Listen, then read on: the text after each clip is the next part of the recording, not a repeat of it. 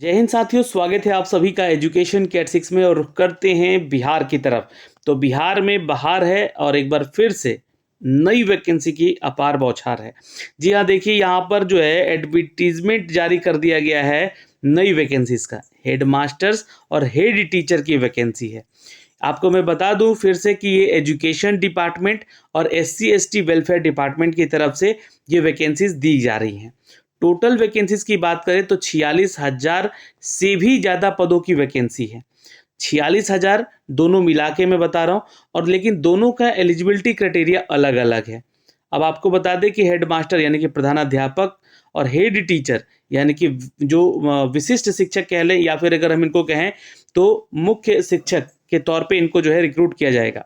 देखिए इनमें कौन से कितने पद की वैकेंसीज हैं ये तो मैं आपको बताऊंगा ही। सैलरी क्या मिलेगी, एग्ज़ाम का पैटर्न क्या होगा, इसके सिलेबस क्या होंगे, सिलेबस का भी जानकारी यहाँ पे आपको PDF दिया गया है। ये सारे PDF जो है मैंने आपको टेलीग्राम पे शेयर भी किया है।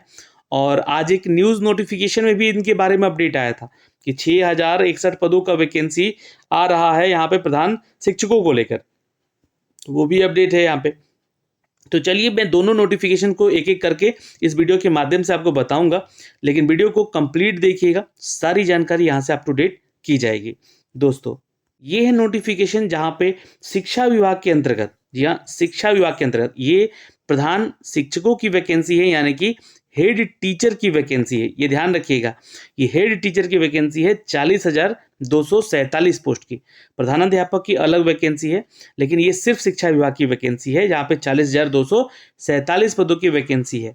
जो भी सुयोग्य भारतीय उम्मीदवार हैं विहित प्रपत्र में ऑनलाइन आवेदन करेंगे। अब देखिए यहाँ पे जो चीज़ें लिख दी गई हैं कि भारतीय उम्मीदवार यानी कि ऑल इंडिया वैकेंसी है, इसके लिए कोई डोमिसाइल रूल नहीं लाया गया है। बिहार में वैकेंसीज ऐसी आती हैं जहाँ पे ऑल इंडिया वैकेंसीज के तौर पे ये अपडेट ली जाती है। आप इसका ऑफिशियल अपडेट जो है देख सकते हैं BPSC की वेबसाइट पे, जहाँ पे कैटेगरी वाइज आइए देखते हैं। जनरल कैटेगरी में 10,081 सीटें हैं, जहाँ महिलाओं को आरक्षण सीट भी दिया गया है। ये हॉरिजेंटल आरक्षण मिल रहा है, यानी कि अगर ये सीटें मान लीजिए कि नहीं भर पाती हैं महिलाओं से, तो ये सीटों की संख्या जो है जनरल कैटेगरी में ऐड कर दिया जाएगा। ये हमारा क्षैतिज आरक्षण कहता है। तो यहाँ पे देखिएगा तो जनरल कैटेगरी में 10,081 सीट है। अब मैं आपको बता दूं कि ये जनरल कैटेगरी में ही फाइट करेंगे ऑल इंडिया के स्टूडेंट, यानी कि जो अदर स्टेट से आते हैं वो।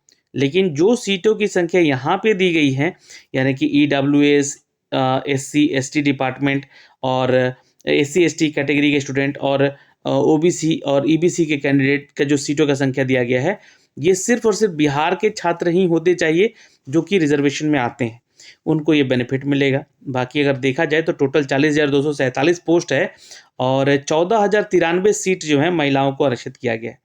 जाहिर सी बात है 35% बहुत बड़ा रिजर्वेशन होता है, महिलाओं के लिए बेनिफिट हो सकता है। अब आपको बता दें कि ये टोटल वैकेंसी जो है 40,000 की वैकेंसी निकाली गई थी 2019 में भी, लेकिन उस समय मात्र 421 छात्रों का सिलेक्शन हो पाया था। मैं आपको फिर से याद दिला दूं, ये वही वैकेंसीज हैं जहाँ पे प्रधान शिक्षकों की वैकेंसी थी और प्रधानाध्यापकों की वैकेंसीज थी। ठीक है, 803 पोस्ट स्वतंत्रता सेनानी के नाती पोतों के लिए है यहाँ पर, जो कि संबंधित हैं यहाँ पे।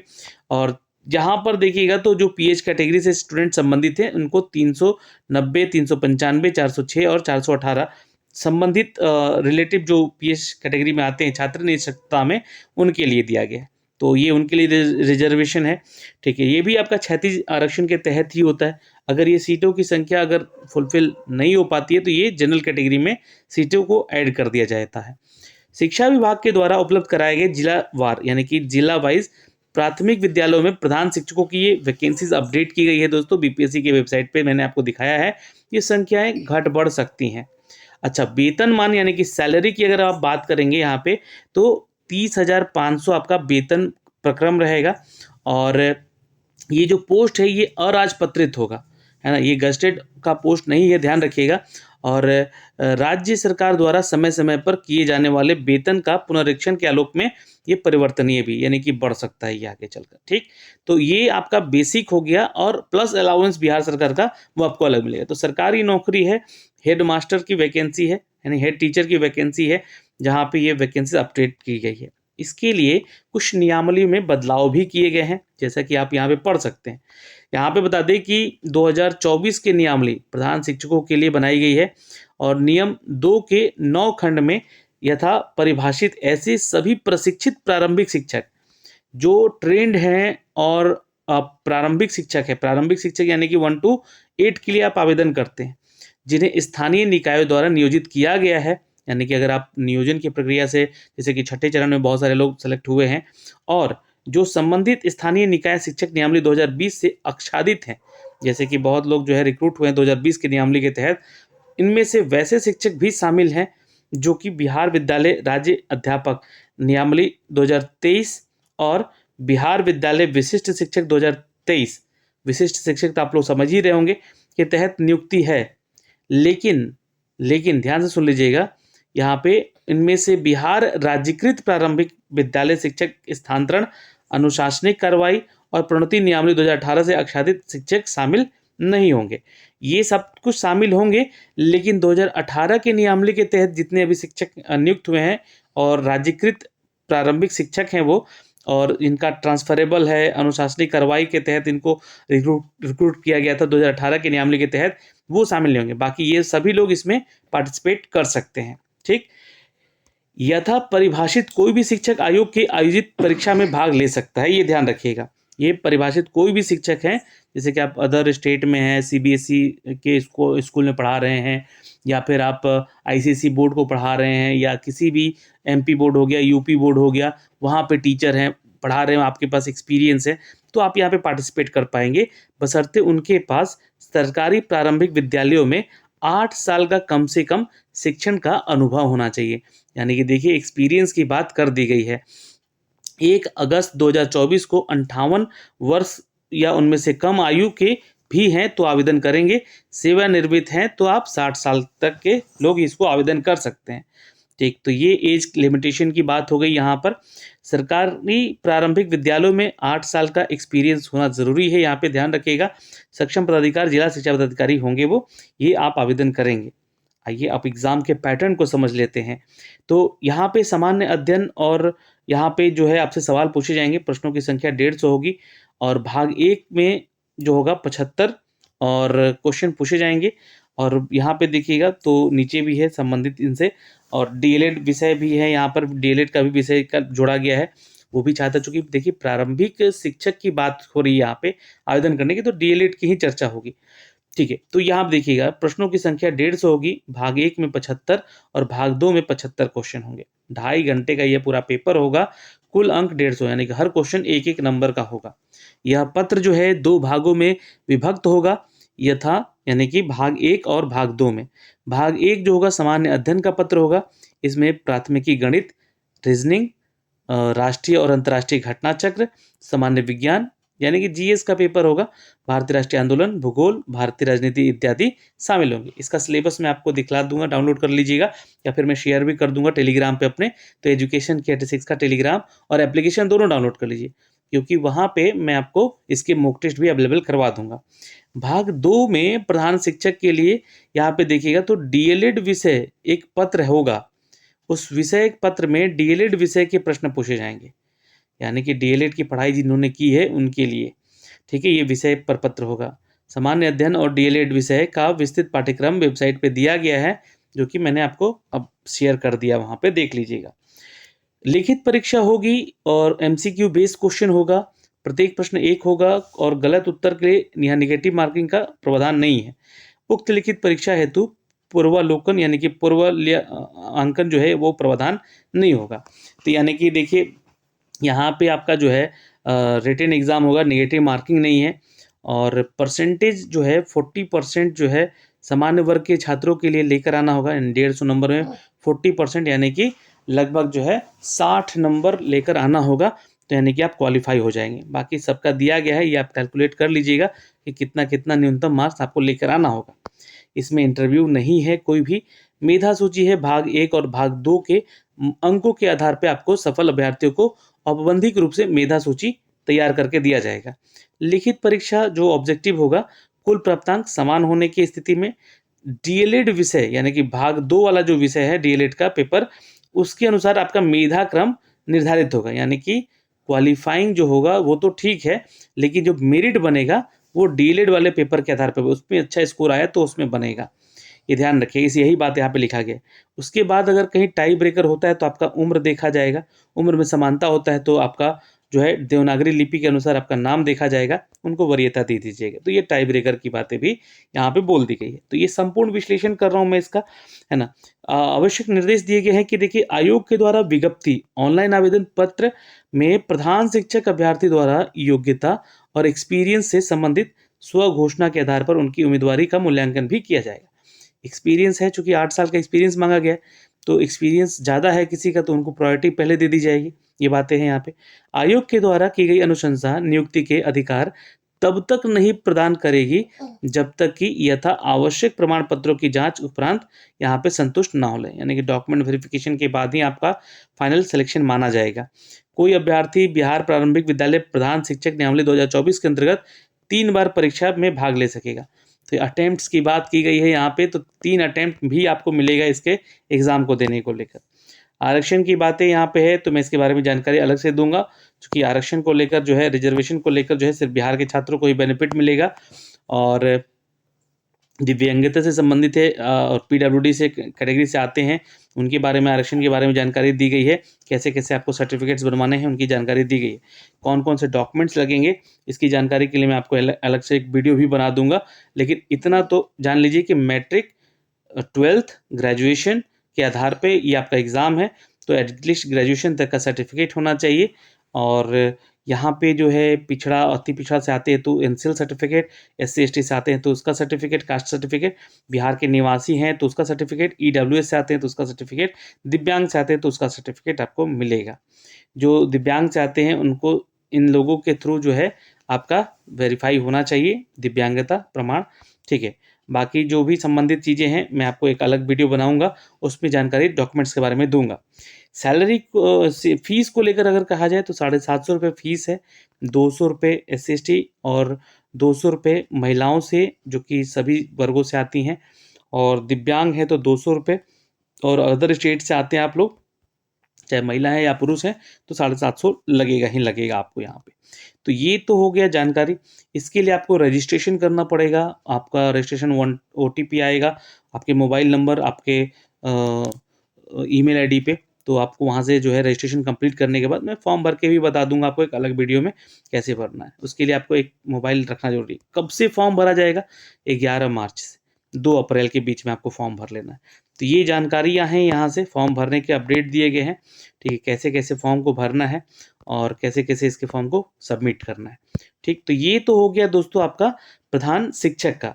उसी तरह यहाँ पे देखिएगा तो प्रधान शिक्षक के अलावा हेड मास्टर का भी वैकेंसी दिया गया है, ठीक। तो इसका भी जानकारी यहाँ से देख लीजिए आप लोग। इसके लिए भी आपको सेम डेट में दिया गया है कि आप लोग जो है ना सेम डेट में ही 11 मार्च से लेकर 2 अप्रैल के बीच में आवेदन करेंगे। ये हेड मास्टर की वैकेंसी है। वैकेंसी का विज्ञापन देख लीजिएगा। 6061 पोस्ट ये है टोटल। महिलाओं को 2014 सीट पे रिजर्वेशन मिला है। अनारक्षित की बात करें तो 1340 सीटें हैं। इस पे जनरल कैटेगरी और अदर स्टेट के मेल कैंडिडेट और फीमेल कैंडिडेट फाइट करेंगे। यहाँ पे देखिएगा तो कैटेगरी वाइज यहाँ भी सीटें हैं, 118 सीटें यहाँ भी हैं, ठीक है। फिर देखें SC/ST विभाग, दूसरा विभाग है यहाँ पे SC/ST वेलफेयर डिपार्टमेंट, जिन्होंने यहाँ पे वैकेंसी मात्र 3 दी है अपनी, ठीक। अच्छा, ये इनको सैलरी 35,000 की है, प्लस अलाउंस आपको मिलेगा। अच्छा, शैक्षणिक योग्यताओं की बात कर लें तो यहाँ भी डोमिसाइल रूल मतलब है भाई नहीं है यहाँ पे, तो भारतीय नागरिक यानी ऑल इंडिया वैकेंसी है, बिहार के निवासी हैं तो भी आप आवेदन करेंगे, और 50% अंकों के साथ आपका स्नातकोत्तर उत्तीर्ण होना चाहिए, यानी कि यहाँ पे मांगा जा रहा है मास्टर डिग्री, ठीक। और अनुसूचित जाति जनजाति से बिलोंग करते हैं, OBC EBC से आते हैं या SC EWS कैटेगरी से आते हैं, तो 5% का आपको छूट मिलेगा, यहाँ पर महिलाओं को भी मिलेगा, ठीक है। मौलाना मजरुल हक अरबी फारसी विश्वविद्यालय पटना से अगर आपने किया है या फिर मदरसा शिक्षा बोर्ड से किया है, फाजिल की डिग्री ली है, तो आपको यहाँ पे इनके स्नातकोत्तर के समतुल्य माना जाएगा, ठीक है।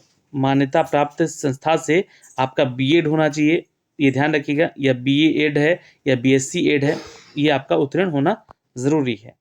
2012 के नियमावली के अनुसार आपके पास जो है शिक्षक पात्रता यानी कि ये दक्षता परीक्षा होती है, इन्होंने दिया है जो शिक्षक के हो रहते हुए, तो आप इधर आवेदन कीजिएगा।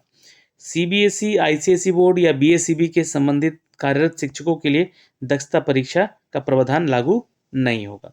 जो भी यहाँ पे लोग ऑलरेडी इसमें जॉब कर रहे हैं सीबीएसई या आईसीएसई बोर्ड या बीएसईबी बोर्ड में, तो उनके लिए दक्षता परीक्षा के लिए प्रावधान लागू नहीं होगा। ठीक है। पंचायती राज नगर निकाय संस्था के अंतर्गत नियुक्ति शिक्षकों के लिए दक्षता परीक्षा उत्तीर्णता आवश्यक है, लेकिन ये बात ध्यान रखिएगा। तो दक्षता परीक्षा और पात्रता परीक्षा के बारे में ये जानकारी दी गई है यहाँ पे। अच्छा, अनुभव के बारे में यहाँ बोला गया, तो यहाँ भी 8 साल का एक्सपीरियंस होना चाहिए। अगर आप पंचायती राज या नगर निकाय में हैं, अंतर्गत आते हैं, तो आपको 8 साल का। सीबीएसई से आप आते हैं या आईसीएसई बोर्ड या बीएसईबी बोर्ड में पढ़ाते हैं, तो कम से कम 12 साल का एक्सपीरियंस है ये। राज्य सरकार के विद्यालय में पंचायती राज संस्था और नगर निकाय संस्था के अंतर्गत उच्च माध्यमिक में अगर पढ़ाते हैं 11-12 में, ठीक है, तो 4 साल लगातार आपको यहाँ पे लगातार सेवा देना हुआ होना चाहिए, ये ध्यान रखिए। सीबीएसई या आईसीएसई बोर्ड या बीएसईबी बोर्ड संबंधित पात्रता विद्यालय में उच्च माध्यमिक में अगर आपका एक्सपीरियंस 10 साल का कम से कम होना चाहिए। ये राज्य सरकार के लिए है, ये अदर के लिए, ठीक है। जानकारी यहाँ से दी गई है इनकी। फिर उसके बारे में जानकारी दी गई है कि इन सभी निकायों में जो भी आप अगर अनुभव प्रमाण पत्र देते हैं, तो उसके बारे में जानकारी है। मैंने आपको सब कुछ ऊपर बता दिया, वही सारी बातें यहाँ भी लिखी गई हैं। सीबीएसई, आईसीएसई बोर्ड, बीएसईबी के स्थायी संबद्धता प्राप्त विद्यालयों में शिक्षकों का अनुभव प्रमाण पत्र संबंधित विद्यालय के प्रधानाध्यापक के स्तर से निर्गत किया गया है, मान्य होगा, और इस हेतु विहित प्रारूप आयोग की वेबसाइट पर दिया गया है। तो ये सारी जानकारी वहाँ से मिलेगी एक्सपीरियंस को लेकर। यानी कि अगर आप CBSE, ICSE board, BSEB board में पढ़ा रहे हैं, लगभग 12 सालों से एक्सपीरियंस यहाँ पे है आपके पास, और उच्च माध्यमिक या माध्यमिक विद्यालयों में पढ़ाए हुए हैं एज ए टीचर, तो आपको यहाँ पे 12 साल का एक्सपीरियंस होना चाहिए। अगर आपने इन सभी बोर्ड के अनुसार पंचायती राज नगर निकाय संस्थाओं के तहत उच्च माध्यमिक शिक्षकों के लिए आपके पास एक्सपीरियंस यानी कि 11-12 में सिर्फ पढ़ाए हैं, तो कम से कम 10 साल का एक्सपीरियंस होना चाहिए। तो ये दोनों तरह का एक्सपीरियंस है। और इसमें कंप्यूटर, संगीत कला, ललित कला, नृत्य शिक्षक द्वारा प्रधानाध्यापक के पद पर आवेदन करने की स्थिति में अगर आप हैं, तो यहाँ पे देखिएगा तो बीएड, बीएससी की डिग्री अनिवार्यता नहीं होगी। इन सभी के टीचर आप हेड मास्टर बनते हैं तो ठीक है। एज क्वालिफिकेशन में यहाँ पे बातें कही गई हैं कि जो 31 वर्ष न्यूनतम आयु होना चाहिए, अधिकतम 47 साल, ठीक, और अत्यंत पिछड़ा में है तो 50 साल, महिला है तो 50 साल, SC ST से है तो 52 साल, और सेवानिवृत्त यानी रिटायर्ड है तो 60 साल तक, ठीक। ये सारी चीज़ें हैं यहाँ पे। एज को लेकर यहाँ पे छूट वैसे ही दिया जाएगा जैसे कि मैंने आपको पिछले नोटिफिकेशन में दिखलाया है। इसका भी एग्ज़ाम जो होगा वो 2 भाग में होगा। पैटर्न है एग्ज़ाम का कि लिखित परीक्षा आपको देनी है, 150 अंक का परीक्षा होगा, 150 अंक का प्रश्न होगा। पहला भाग में 100 क्वेश्चन होगा, दूसरा भाग में 50 क्वेश्चन होगा। जो पहला भाग होगा वो जीएस पेपर होगा, भी ऑब्जेक्टिव भी होगा, और दूसरा जो होगा वो बीएड विषय का होगा यहाँ पे, ठीक है। तो जो बीएड विषय से संबंधित प्रश्न पूछे जाएंगे, इनकी जानकारी है यहाँ पे, जो कि इसका सिलेबस भी मैंने बता दिया है, शेयर कर दिया है टेलीग्राम पे, वहाँ देख लीजिएगा। इसमें भी नेगेटिव मार्किंग नहीं है, यहाँ पे ध्यान रखेंगे, और इंटरव्यू भी यहाँ पे नहीं है। मेधा अनुसार अगर देखा जाए तो जो आपका मेधा सूची बनेगा वो बीएड वाले को प्रायोरिटी दिया जाएगा। जीएस पेपर 1 में जो आपका भाग 1 है, इसको पास करना मतलब है, मतलब कि आप क्वालिफाई हो जाइए, तो आप इसके अनुसार आपका जोड़ के नंबर तो बनेगा, लेकिन मेन जो मेरिट बनेगा टाई ब्रेकर में आते हैं, तो इसको प्रायोरिटी दिया जाएगा। और फिर उसके बाद उम्र की वरीयता देखी जाएगी, फिर नाम देखा जाएगा अल्फ़ाबेटिकली देवनागरी में, और उसके अनुसार आपकी वरीयता मिलेगी। तो ये भी आपका सेम है। यहाँ पे जितना भी आगे का चीज़ है वो आपको सेम मिलेगा देखने को। आरक्षण को लेकर भी बातें की गई हैं, और यहाँ पे देखिएगा तो आपके सर्टिफिकेट और आपके डॉक्यूमेंट्स को लेकर भी चर्चा की गई है। यहाँ भी फीस बिल्कुल सिमिलर है, लेकिन दोनों के लिए आपको अलग अलग फॉर्म भरने पड़ेंगे, ये ध्यान रखिएगा। आधार कार्ड नहीं है तो 200 रुपये आपको एक्स्ट्रा लगेगा, और 11 से लेकर 2 अप्रैल तक आप इसका भी फॉर्म भर सकते हैं। तो ये सारी जानकारियाँ हैं दोस्तों जो कि हमने आप तक साझा किया है। फॉर्म कैसे भरना है ये 11 तारीख को मैं आपको बताऊँगा, और कोई भी जानकारी आपकी रह गई हो तो आप कमेंट सेक्शन में कमेंट करके ज़रूर पूछ लीजिएगा। जय हिंद।